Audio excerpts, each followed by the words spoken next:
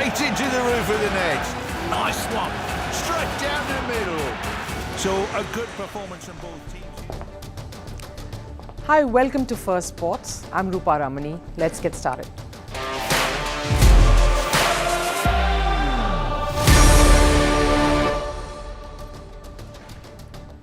The Indian cricket team suddenly do not look all that comfortable when they take on England in the third test that starts tomorrow. The hosts are facing the heat in this encounter. Players are unavailable, and despite the win in the last test, there seems to be a lot at stake. England seem like they are in the right spirits, so lot riding on the test that will definitely shift the momentum of this series.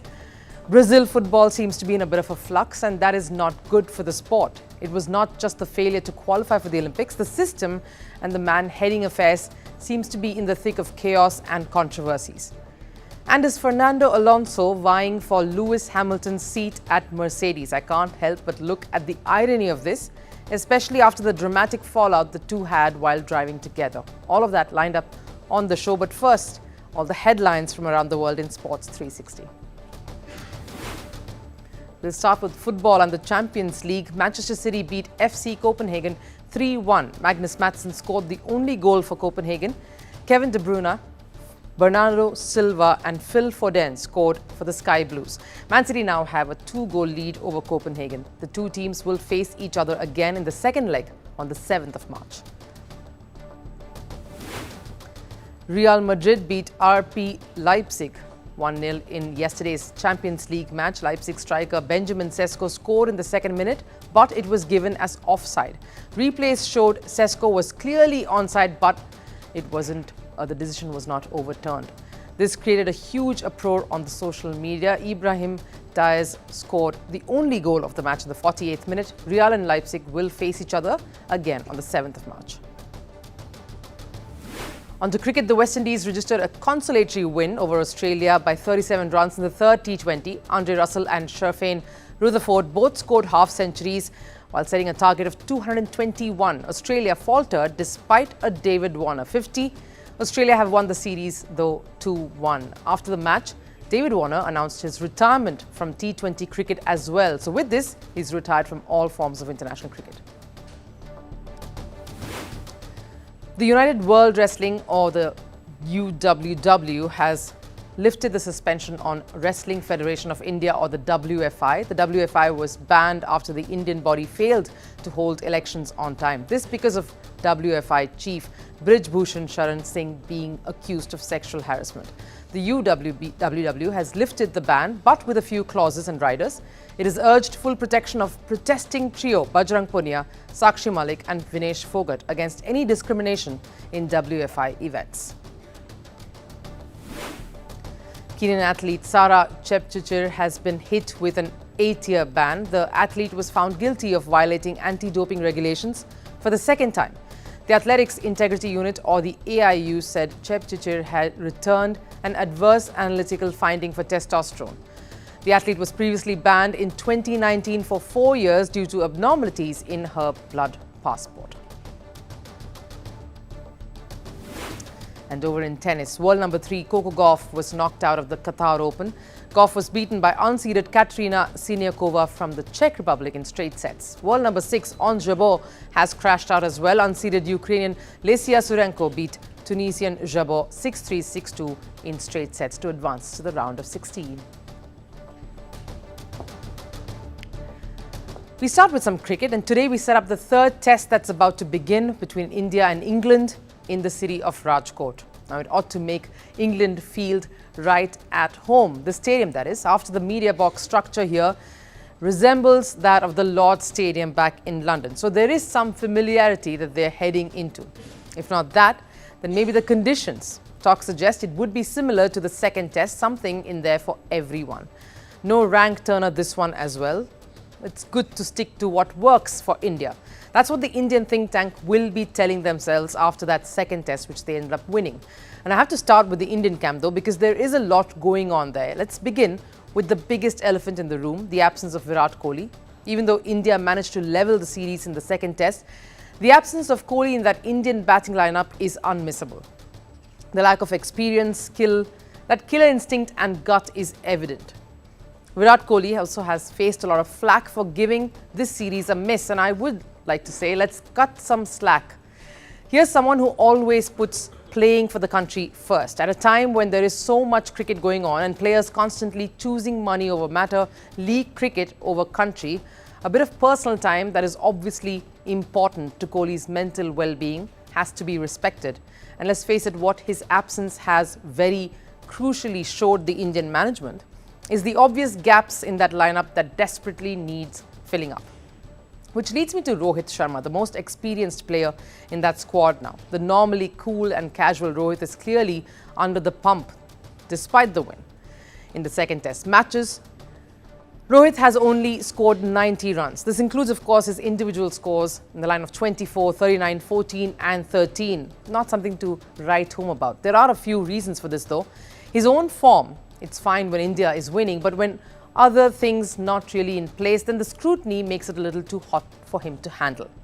We already are aware of the troubles he's having, whether it is uncertainty over his captaincy in the Indian side or the unrest brewing in his IPL or the Indian Premier League franchise, the Mumbai Indians.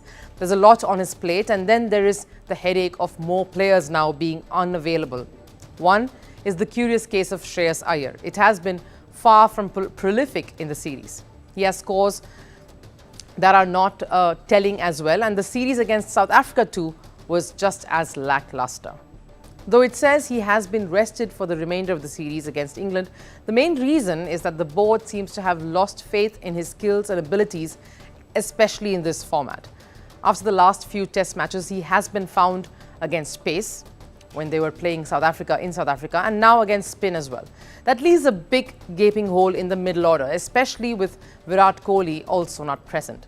And then, of course, there is KL Rahul. He's also going to be missing in action from the third test. That's because of an injury. Devdutt Padikkal, his Karnataka state teammate and a key opening bat, has been called in as replacement, which leaves that batting lineup very inexperienced and open to attack. There is also word of two other newbies making it to the playing 11 in Rajkot. One is, of course, Sarfaraz Khan, whom we've spoken about at length right here, who's been out of contention, out of the side for a very long time. And then, of course, there's Dhruv Jurel. Talks of newbies coming in is an indication enough that the board and the selectors are clearly looking towards the future and not the past, which is why, despite all the heroics that a certain Cheteshwar Pujara is exhibiting in the domestic circuit, is going unnoticed. And you wonder then on what plans the board really has in place for such adversaries or such disadvantages, like players having personal commitments that they need to tend to and are missing out, and of course injury concerns as well. There is no backup in place. Each test is crucial for the march to the World Test Championship final, and a single slip-up could prove costly. This is, of course, the case of Ishan Kishan. He's also not getting a look in. There is fresh talks now of the board being very upset with the youngster, who first cited personal reasons and mental health to take a break. The board, of course, accommodated that request on the condition that he plays some domestic cricket in the time that he comes back. Now, he has been giving that a big miss and was recently seen training alongside Hardik Pandya, his IPL franchise captain. Contrastingly, England, who were under the pump and came into the series with many question marks over baseball working, over whether they had the experience in place, seemed to be thriving. The loss has not pegged them back, well, as much as visa issues might have. The new one, of course, pertaining to Rehan Ahmed. But that aside, the vibe, the energy and the general mood seems rather upbeat, because they are doing far better than what many expected them to. It's also a big occasion. The captain, Ben Stokes, will be playing his 100th test. Massive achievement that, and it couldn't have been at a venue more apt. This is where Stokes has scored a test century in the past. So it's fond memories. And since making his debut in 2013 in an Ashes test, Stokes has been instrumental in the England side. Earlier, of course, as an all-rounder, as you would see the numbers, but now too, if not his bowling, then his leadership. It's a facet that is truly kicking in. He's leaving a legacy behind along with Brendan McCullum, and his younger teammates are not only aware of this, but are certainly in awe of his contributions to English cricket. He has probably changed the game in a lot of respects. He has just got a way of bringing out the very best of him when the team needs it. For anyone to play 100 tests is an unbelievable achievement. He's obviously had highs and lows in his career, But what he has done since he's been the captain, he's been amazing, and there's so many special moments that he can take a look back on his career. His man management was excellent. He seemed like he's got as much time for everyone in the squad, whether be the physios or the doctors, as he does for his 11 on the pitch as well. In fact, Ollie Pope also revealed something rather interesting, saying that the whole buzzword of Bazball that we've all been drumming up right from the start of the series is only in the media. He said that England team are forbidden, none of them are supposed to use the word Bazball here. That the team's approach is not just about attacking, but more importantly, absorbing pressure like they did in that first test, and they would look to do here on too. And speaking of changes, Mark Wood will of course look to come back in. Jack Leach's absence will hit England hard and sort of even the scales in this contest. Their key in the spin department though has also been someone like Joe Root, who you'd expect to deliver with the bat. He has proved to be an able ally to the younger spinners here, and he has been critical in giving those key breakthroughs, as he particularly did so in the first test in Hyderabad. Suddenly, what looked like a contest that was tilted heavily towards the hosts and in their favour seems to be balanced and quite tight. England is making this count and are doing their bit to put India under pressure, making for a very interesting clash come 15th.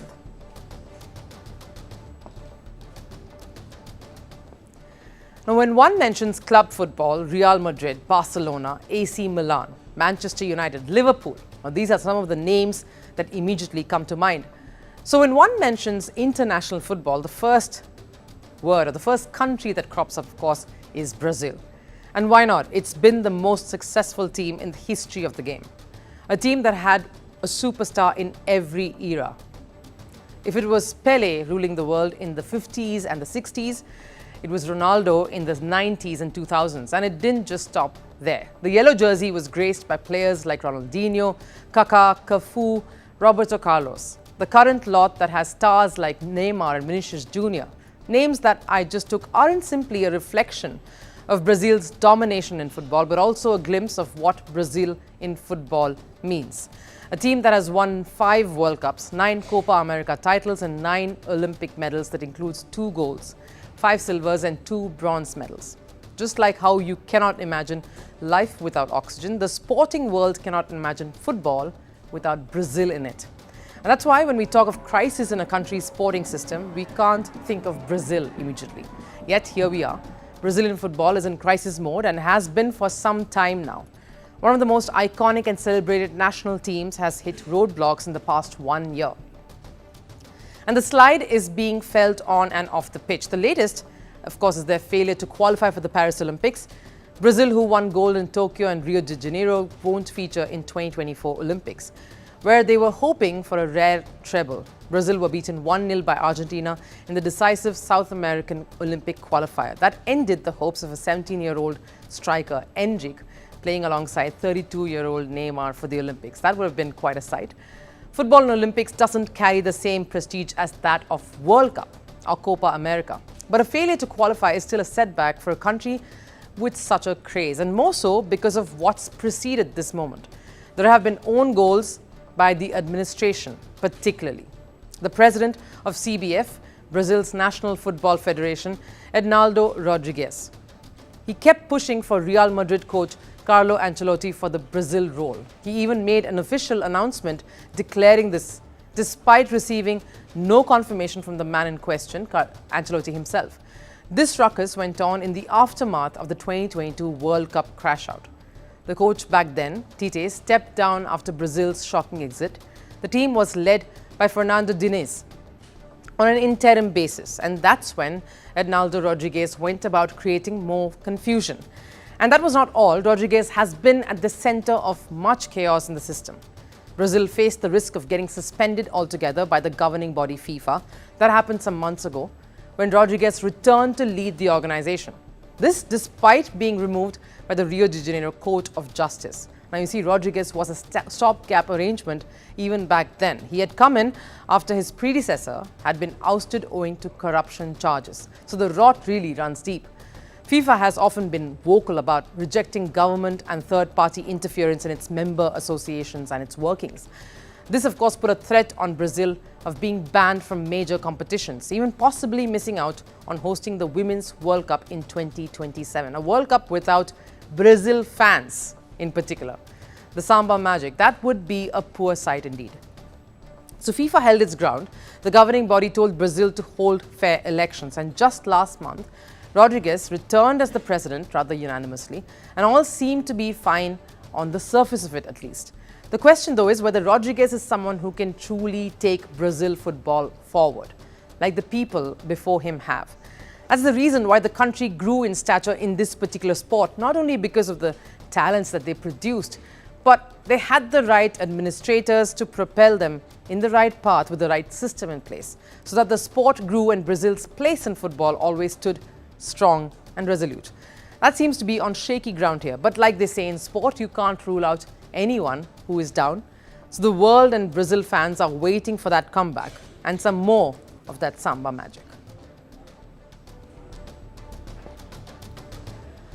Now, the Formula One drivers' market has been reset thanks to Lewis Hamilton, after the British driver announced his shocking move to Ferrari just a couple of weeks ago. And that's obviously led to many speculations over just who will fill those big boots. Many drivers have been linked to replace Lewis Hamilton at Mercedes. While Carlos Sainz seems like an ideal swap deal for Mercedes, a new driver has put up his candidature before the start of the season itself. Fernando Alonso has suggested he could be targeted as a replacement for Lewis Hamilton at Mercedes. Imagine that. The man who partnered Lewis Hamilton, only to have a massive fallout with him, is now vying for the very spot that is left vacant by his foe. Fernando Alonso has in fact emphasized that he is the only world champion who is pacey enough, one of the few fast men on the circuit still left, available without a contract beyond 2024.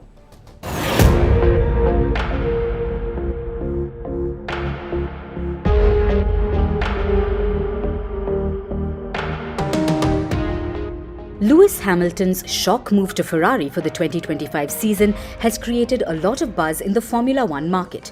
Not only has it set up a brand new era at Ferrari, but has also opened up the debate of his replacement at Mercedes. Mercedes, who won 6 World Championship titles with Hamilton, are on the lookout to fill the big void. And they need to seal the deal, at least in their heads, as soon as possible. Given Mercedes' stature, a lot of big names have been linked to the Silver Arrows. One ideal candidate would have been Carlos Sainz. It's fair to say that no one had Sainz to Mercedes in 2025 on their driver market bingo. However, with Hamilton replacing him at Ferrari, a straight swap deal seemed to make perfect sense. But has the Formula One market ever been ideal? The market is as straight as the curves of the Bahrain International Circuit. One person has put out his candidature ahead of the 2024 season itself. Two-time world champion Fernando Alonso has suggested that he could be targeted as a replacement. It was definitely a bit of surprise when Lewis announced that he was going to Ferrari. I thought he was going to end his career at Mercedes, but he made that decision. He'll have his reason. For me, logically, there will be more seats available next year if I want to keep driving in Formula One. I guess that's the priority for me. If that's the case, then the first people I'll speak to will be Aston, because they are my team. If that's not possible, if we don't reach an understanding, then there will be more seats available. While Alonso expressed shock like many of us at Hamilton's decision to move, he himself didn't rule out the possibility of a move to Mercedes. After 2 lackluster campaigns with Alpine, Alonso joined Aston Martin at the start of the 2023 season. An impressive campaign saw the Spaniard bag 8 podium finishes. He also ended the season in 4th position in the driver standings. Alonso's current contract with Aston Martin runs until the end of 2024. His priorities may lie in sticking to Aston Martin. At 42, the 2024 season would be his 21st start on the circuit. And a lucrative move to Mercedes seems superb, especially where he is at currently. Another statement from Alonso that has further ignited speculations on this move to Mercedes was him highlighting that there are only 3 fast world champions, meaning who can set the pace on the grid and win championships. Only one available post this season.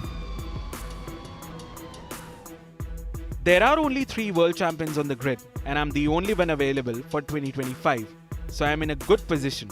On a move to Mercedes, there has been nothing at all. I know the driver market has started earlier this year, but this will not affect me in terms of preparing for the season. But will Aston Martin let their star driver go? Aston Martin team principal Mike Crack has been expressing his desire to extend Alonso's contract. And he didn't hold back even on the launch of their new car, AMR 24. He said, "We love Fernando. We have a very good relationship with him. He's an integral member of the team. We have a relationship based on trust and openness, and we would be delighted to continue with Fernando into 2025 and the year after." While the team principal is keen to renew Alonso's contract, Alonso is busy throwing his hat into the ring for the Mercedes gig. Seems like he isn't on the same page as his team boss. The fact that Alonso has not yet chosen to go ahead with Crack's interest says something about where his own interest lies. Clearly, Fernando Alonso is not in any great hurry to renew his contract. And why would he? With the sudden opening up of something lucrative, he would want to keep his options open. And this picture surely fuels the fire more. That's Fernando Alonso's manager Flavio Briatore, seen with Mercedes team principal Toto Wolff. Briatore took to Instagram to share a picture of himself alongside Toto Wolff. The picture has added more intrigue to Fernando Alonso's statements and his future in F1. Now, whether he makes the move to Mercedes or not, one thing's pretty certain: the upcoming season will not be short of excitement. We've come to the end of the show. Time for Last Serve. The Lakers Arena unveiled their newest member, and it was one of the basketball sport's finest. Just the perfect way to honor the times, the career, and the legacy, really, of one of basketball superstars, Kobe Bryant.